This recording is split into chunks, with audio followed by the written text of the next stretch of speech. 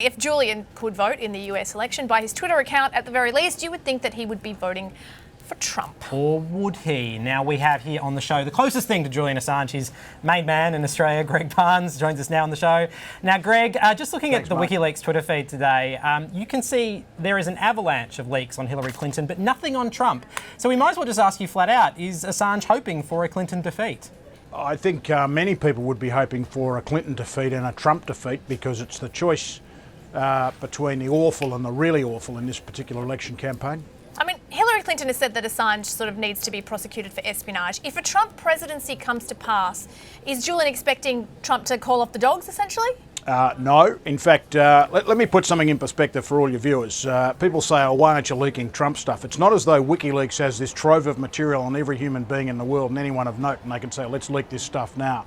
But can I just say also that there's been certainly no deals done with the Trump campaign and Julian Assange, no deals done with Russia and Trump in relation to Julian Assange. It's one of the great myths that, of course, is being peddled by the Clinton campaign. Assange kind of seems pretty close to Russia. He's had his own talk show on Russia Today, the state broadcaster. How come we don't see any leaks on Trump or Putin? Surely that information must exist.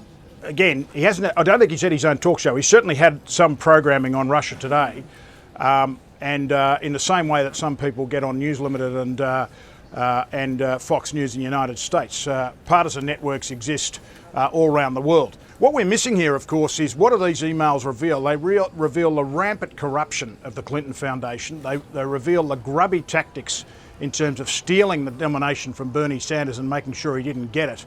And the fear of the US political establishment, in particular Imperial Washington and its war machine, if someone like Sanders were elected. Because what you're going to get with Hillary Clinton is basically George W. Bush II. But it's amazing how people now turn around and say, because Trump is so bad, we don't mind getting another George W. Bush. They seem to have very short memories of how awful Imperial Washington was under George W. Bush, but they're prepared to risk it again. OK, so put your money where your mouth is. Who do you want to be president of the United States tomorrow? I wouldn't vote for either of them. I would vote for the Libertarian candidate, Gary Johnson. What I think is tragic is that out of 350 to 400 million people, this is the best you can do. As I think Julian Assange said it, it's like a choice between syphilis and gonorrhea. That's the best that the major power in the major power in the world can do. That's the best it can do. It's awful. That's the best quote Mr. of the Barnes, year. that is a very bleak assessment, but thank you so much for joining us and sharing that on the show.